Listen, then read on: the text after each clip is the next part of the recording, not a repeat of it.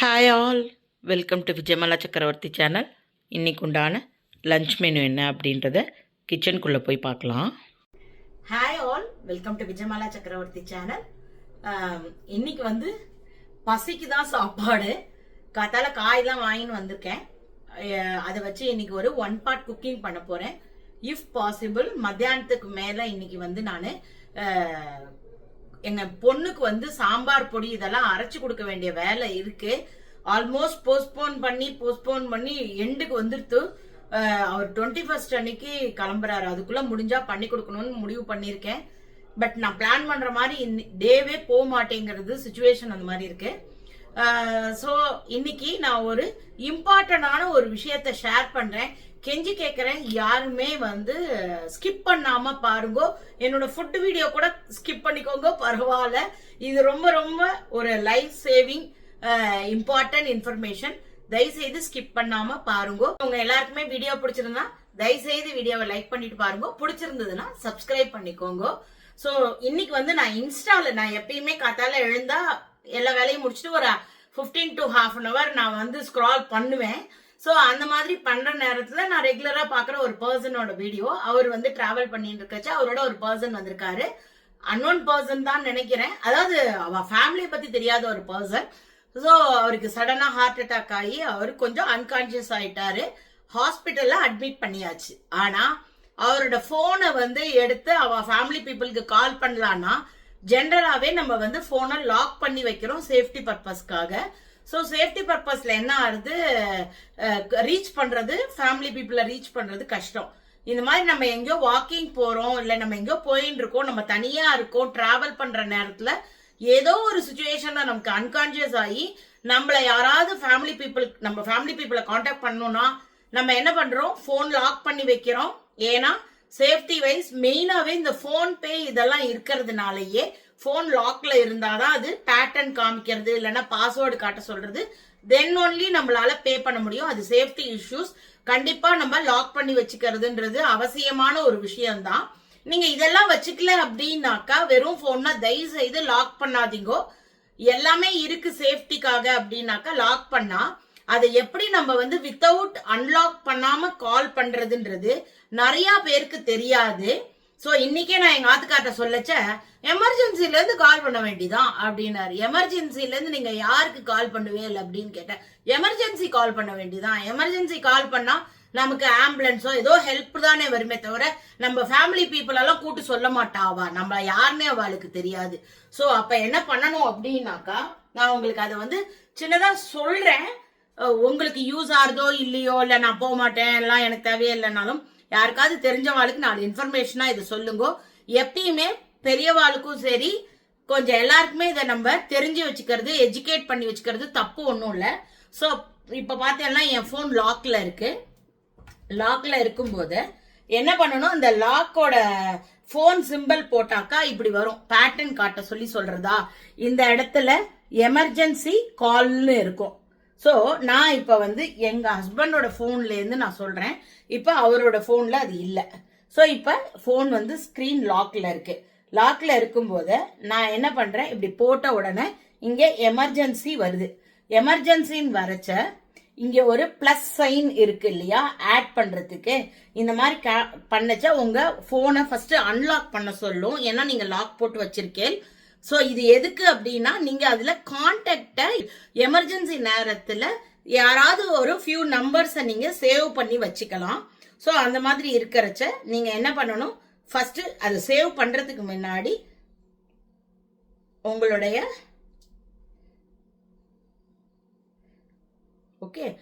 உங்க நம்பரை வந்து அன்லாக் பண்ணதுக்கு அப்புறம், உங்க போன் அன்லாக் பண்ணதுக்கு அப்புறமா ஆட் எமர்ஜென்சி கான்டாக்ட்னு ஒன்னு காமிக்கும். அப்ப ஃபார் எக்ஸாம்பிள் இப்ப இது எங்க ஆத்துக்காரரோட போன் இது. ஸோ நான் என்ன பண்றேன், என் போன் நம்பரை அதுல நான் சேவ் பண்ணி வச்சுக்கிறேன். ஜென்ரலாவே இந்த போன் யார் உங்களுக்கு அட்டன் பண்ணுவாளோ, உங்க தெரிஞ்சவா, என் ஃப்ரெண்டு, க்ளோஸ் ஃப்ரெண்டு, அவெல்லாம் தேவையே இல்லை. யார் உங்களுக்கு கூப்பிட்டா அவளால எமர்ஜென்சியா வண்டி எடுத்துட்டு டிரைவ் பண்ணிண்டோ ஏதோ ஒண்ணு வருவா அப்படின்ற ஒரு நம்பரை நீங்க வச்சுக்கோங்க. ஃபார் எக்ஸாம்பிள் எனக்கு அபார்ட்மெண்ட்லயே 2 க்ளோஸ் ஃப்ரெண்ட் இருக்கா. அவளுக்கு வண்டி ஓட்ட தெரியாது. அவ ஹெல்பிங் நேச்சர் தான், நான் இல்லைன்னே சொல்லல. டக்குன்னு திடீர்னு அவ என்ன பண்ணணும், அகைன் அவ ஏதாவது ஒரு கேபோ இல்லைன்னா ஒரு ஆட்டோவோ எடுத்துட்டு தான் என்னை வந்து ரீச் பண்ண முடியும். என்ன எமர்ஜென்சியை பொறுத்து இருக்கு. ஸோ அதனால யார் உங்களுக்கு வந்து ஈஸியா வந்து வருவாளோ, கூட்டா உடனே வருவாளோ அந்த மாதிரி ஒரு பர்சனையா பார்த்து நீங்க இந்த எமர்ஜென்சி கான்டாக்ட் நம்பர்ல சேவ் பண்ணிக்கோங்க. ஸோ நான் இப்ப வந்து எங்க ஆத்துக்காரருக்கு என் நம்பரை சேவ் பண்ணி வைக்கிறேன். ஸோ இந்த மாதிரி சேவ் பண்ணிட்டாக்கா இந்த இடத்துல என் நம்பர் வந்துடும். இந்த நம்பர்லயுமே நீங்க என்ன பண்ணுங்க, பொதுவாகவே வந்து நான்லாம் என்ன பண்ணுவேன், எங்க ஆத்துக்கார பேர்ல வந்து நான் எப்படி கூப்பிடுவேனோ அப்படி இருக்கும். என் பொண்ணு வந்து நிவி கண்ணம்மான்னு சேவ் பண்ணி வச்சிருப்பேன். ஸோ இதெல்லாம் நன்னா தான் இருக்கு.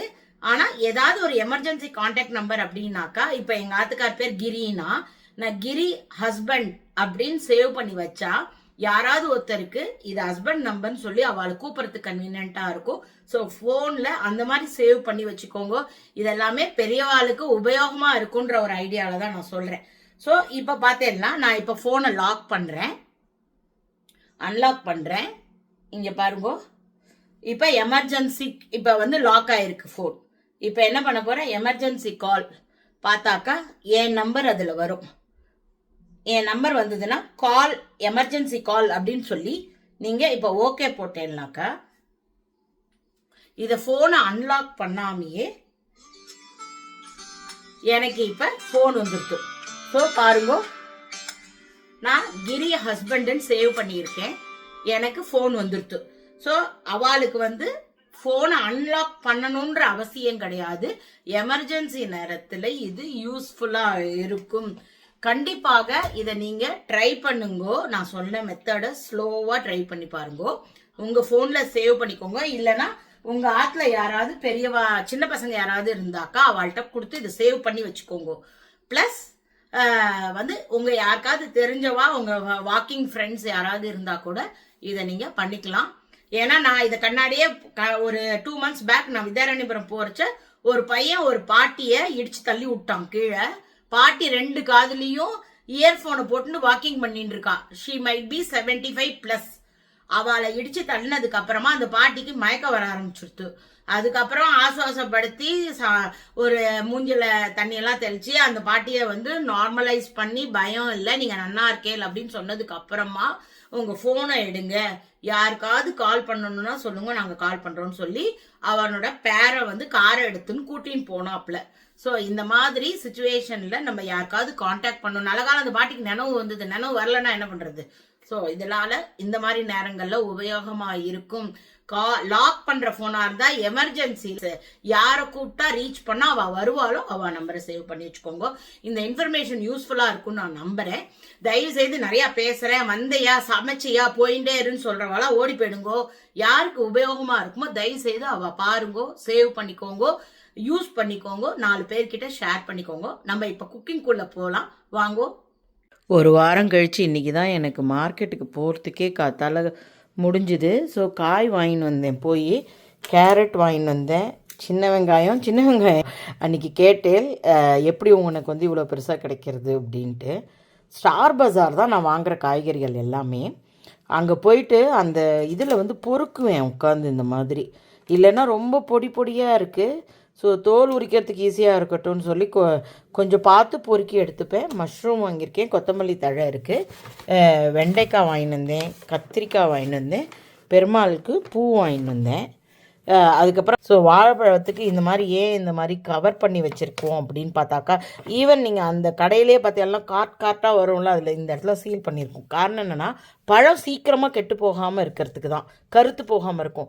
நீங்கள் முடிஞ்சால் கூட என்ன பண்ணுங்க, சீப்பாக வாங்கினேன்னா 2 பழமாக கட் பண்ணி எடுத்து வச்சுட்டாக்கா ஒரு 3 நாள் 4 நாள் வரும். அப்படின்னா கிட்டத்தட்ட ஒரு 6 நாளாவது நன்னா வரும். ஸோ இந்த காம்பை வந்து கவர் பண்ணினேன்னா பழம் சீக்கிரம் கெட்டு போகாது. ஸோ இன்றைக்கு உண்டான லஞ்ச் மெனு வந்து ஒரு 1 part குக்கிங்காக தான் இருக்க போகிறது. ஸோ எல்லாருக்குமே உடம்பு ரொம்ப வலிக்கிறது. ஸோ அதனால் நான் இப்போ ஒரு ஃபியூ டேஸ், நாட் கண்டினியூஸ்லி, வாரத்தில் 2 தடவையாவது மஷ்ரூம் சேர்த்துக்கிற போகிறேன். ஸோ இதுக்கு வந்து நல்லா ஒரு முட்டை நெய் குத்தின்னு இருக்கேன். இதோட 1 டீஸ்பூன் எண்ணெயும் சேர்த்துக்கலாம். நான் வந்து ஜிஆர்பி நெய் தான் யூஸ் பண்ணுறேன் எங்கள் அதில். நிறையா பேர் கேட்குறேன் என்ன நெய் அப்படின்ட்டு. சாதாரணமாக நார்மலாக கடைகளில் கிடைக்கிற ஜிஆர்பி நெய் தான். இந்த ஒரு டம்ளர் அரிசி பாஸ்மதி அரிசியை நல்லா அலம்பிட்டு ஒரு 10 நிமிஷம் ஆச்சு ஜலத்தில் போட்டு வச்சுருக்கேன். ஒரு டம்ளர் அரிசிக்கு 2 டம்ளர் தண்ணி. தண்ணி கணக்கு மட்டுமே அரிசிக்கு அரிசி வித்தியாசப்படும். ஸோ உங்களுடைய அரிசியோட பழக்கம் எப்படியோ அது மாதிரி வச்சுக்கோங்க. இது நல்ல பழைய பாஸ்மதி அரிசி, அதனால் நான் 2 அழாக்கு தண்ணி எடுத்துட்டுருக்கேன். நெய் இப்போ உருகின்றிருக்கு. அதுக்கு வெறும் சிம்பிளாக பட்டை, லவங்கம், ஏலக்காய், 2 ஜாதிபத்திரி. பட்டை எப்பயுமே சுருள் பட்டை போட்டுக்கோங்க. நான் மஷ்ரூமை என்ன பண்ணினேன், காத்தாலேயே அலம்பிட்டு வாங்கின்னு வந்த கையோட நல்ல வெயிலில், எங்கள் ஊரில் வெயிலே இல்லை, நான் சும்மா சொல்கிறேன், நல்ல வெயிலில் எக்ஸ்போஸாக ஒரு 15 நிமிஷம் வச்சுட்டு எடுத்துனா நல்லாயிருக்கும். எனக்கு என்ன வெயில் இருக்கோ அந்த அளவுக்கு வச்சுட்டுருக்கேன். ஸோ தட் இட் பாடியில் அப்சர்வ் ஆகும். நான் ஆல்ரெடி டீட்டெயில் எல்லாம் சொல்லியிருக்கேன் உங்களுக்கு. ஸோ இது கொஞ்சம் பொரியட்டும். சுருள் பட்டை எப்பயுமே உடம்புக்கு நல்லது. அந்த நார்மல் பட்டையை விட சுருள் பட்டை வாங்கிக்கோங்க. அதே போல் இஞ்சி பூண்டு விழுது ஃப்ரெஷ்ஷாக அரைச்சி போட்டால் நல்லாயிருக்கும். இப்போ இருக்கிற சூழ்நிலைக்கு எனக்கு எல்லாமே ஏதோ ஒன்று சமைச்சு சாப்பிட்டா போரும் தான் அதுக்கு நிலமை. வெங்காயம் வந்து 2 மீடியம் சைஸ் வெங்காயமும் 1 பச்சை மிளகாயும் வதக்கின்னு இருக்கேன். இந்த லாங் கரண்டி எங்கே வாங்கினேன்னு எவ்ரி டைம் கொஷின்ஸ் வந்துட்டே இருக்குது. நான் வாங்கினது ரத்னா ஸ்டோர்ஸ் சென்னை. எல்லா ஊர்லேயும் இப்போ கிடைக்கிறதுன்னு நான் போட்ட வீடியோவில் எல்லோரும் கமெண்ட் போட்டிருக்கேன். உங்கள் ஊரில் கிடைக்கிறதான்னு பார்த்து கேட்டு வாங்கிக்கோங்க. இதோட கேரட்டு, மஷ்ரூம் சாப்பிடாதவா அவாய்ட் பண்ணிக்கோங்க. அதுக்கு பதிலாக கேரட்டு, பட்டாணி, பீன்ஸு, உருளைக்கிழங்கு, கேப்சிகம் எல்லா காய்கறிகளையும் போட்டு இதே மெத்தடை நீங்கள் ஃபாலோ பண்ணி வச்சுக்கலாம். வெங்காயமும் பூண்டு சாப்பிடலைன்னா அதை தாராளமாக அவாய்ட் பண்ணிவிட்டு சாப்பிட்டாலும் டேஸ்ட்டில் ஒன்றும் பெரிய வித்தியாசம் இருக்க போகிறதில்ல. நீங்களும் புலாவ் சாப்பிட்லாம், பிரியாணி சாப்பிட்லாம், வெங்காயம் பூண்டு இல்லாமல். பட்டை, லவங்கம், ஏலக்காய்லாம் போட்டுக்கலாம்.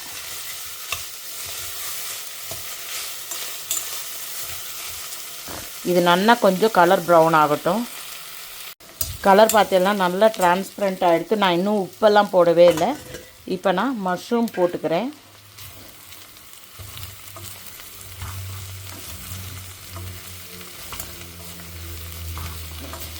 எங்கள் அப்பாவுமே இந்த கிளைமேட் ரொம்ப மோசமாக இருக்கிறதுனால இந்த தோள்பட்டை வலிக்கிறதுன்றா ரைட் ஹேண்ட் சைடு. அதுக்கு இன்னொரு ரீசன், ரைட் சைட்லேயே படுத்துக்கிறது ஒன்று. 2வது முன்ன காலத்தில், இப்போல்லாம் எதுவுமே இல்லை, இஸ் கம்ப்ளீட்லி படுத்தே தான் இருக்கா, ரொம்ப இதெல்லாம் இல்லை, ஃபோன்லாம் பார்க்குறதில்ல. முன்னாடி என்ன பண்ணிட்டு இருந்தால் ரைட் சைடில் படுத்துட்டு ரைட் சைடு கையிலையே ஃபோனை வச்சு பார்த்துன்றதோட இம்சை இப்போ வந்து ஷோல்டர் வந்து ரொம்ப பெயினாக இருக்குது அப்படின்றா. மாத்திரைகள், பெயின் கில்லர் எதுவுமே கொடுக்க முடியாது கிட்னி இஷ்யூஸ்னால்.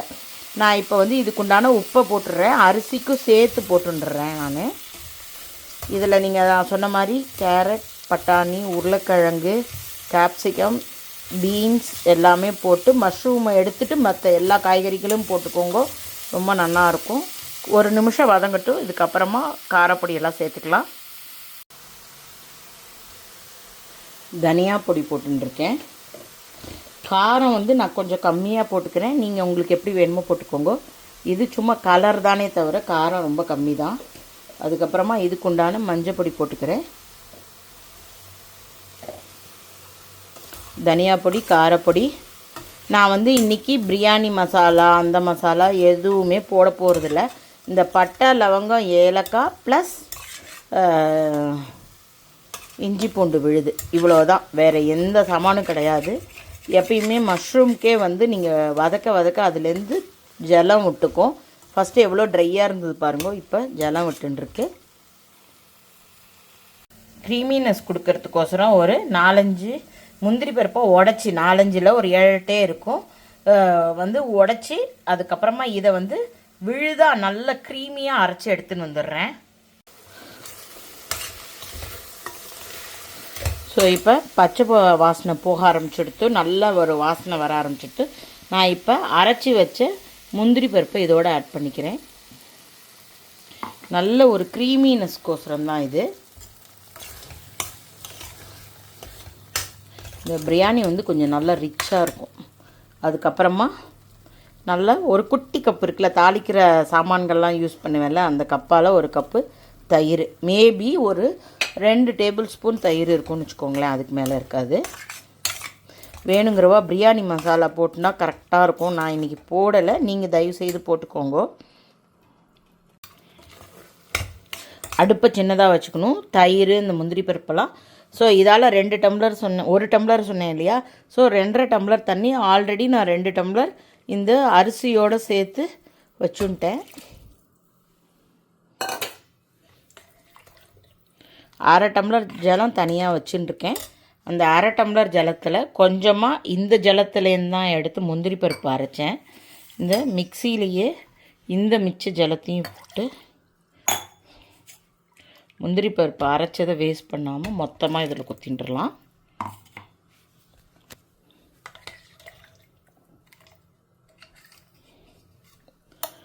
முந்திரி பருப்பு, தயிர் இதெல்லாம் போடும்போது காரத்தை அடக்கும். ஸோ உங்களுக்கு காரம் எப்படி வேணுமோ பார்த்து நீங்கள் போட்டுக்கோங்க. இப்போ கொஞ்சம் அடுப்பை பெருசாக வச்சுக்கலாம், ஜலம் ஆட் பண்ணினதுனால. இப்போ நல்லா ஒரு குட்டி எலுமிச்சம்பழம், அதனால் நான் ஃபுல் எலுமிச்சம்பழத்தையே பிழிஞ்சு விடுறேன்.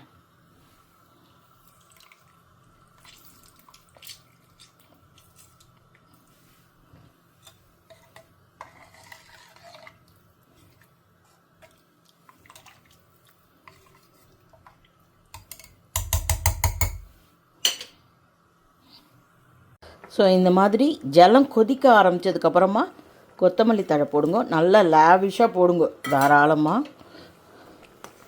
ஸோ தட் நல்ல வாசனையாக இருக்கும்.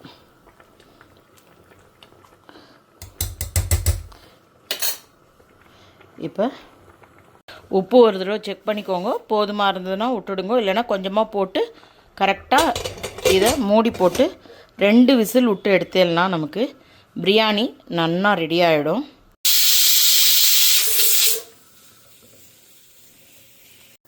ஸோ நான் இப்போ தக்காளி தயிர் பச்சடி தான், சிம்பிளான ஒரு தளிகை தான் சொன்னேன் இல்லையா? ஸோ அதனால் கடுகு,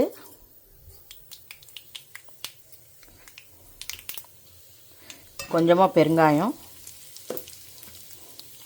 காரம் இல்லாத 2 பச்சை மிளகா, கருவேப்பிலை இருந்தால் 2 கருவேப்பிலை போட்டுக்கோங்க. நான் கருவேப்பிலை போடலை. அதுக்கப்புறமா ஒரு குட்டியாக 3 தக்காளி போட்டிருக்கேன். கொஞ்சம் வதங்கட்டும்.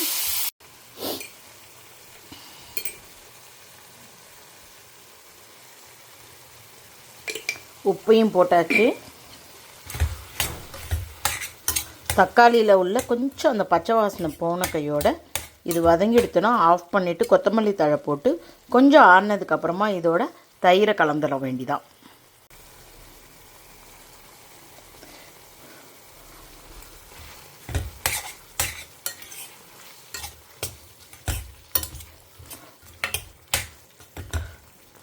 ஸோ நான் இப்போ அடுப்பை ஆஃப் பண்ணி விடுறேன். ஒரு 5 நிமிஷம் கழித்து இந்த ஆவியெல்லாம் அடங்கின கையோட இதோட தயிரை கலந்துட்டோன்னா நமக்கு தக்காளி தயிர் பச்சடி ரெடி ஆகிடும். ஸோ இன்றைக்கி பசிக்கு தான் தளிகையே தவிர வேறு எந்த ஃபேன்சி ஐட்டமும் இல்லை. ஸோ இன்றைக்கி உண்டான தளிகை என்ன, சிம்பிள் தளிகை பண்ணியிருக்கேன் அப்படின்னு பார்க்கலாம். ஸோ இந்த பிரியாணி ஆல்மோஸ்ட் ரெடி ஆகிடுத்து. எப்படி வந்திருக்குன்னு பார்க்கலாம். பாருங்கள் எவ்வளோ ஃபஸ்ட் கிளாஸாக ரெடி ஆகிருக்கு.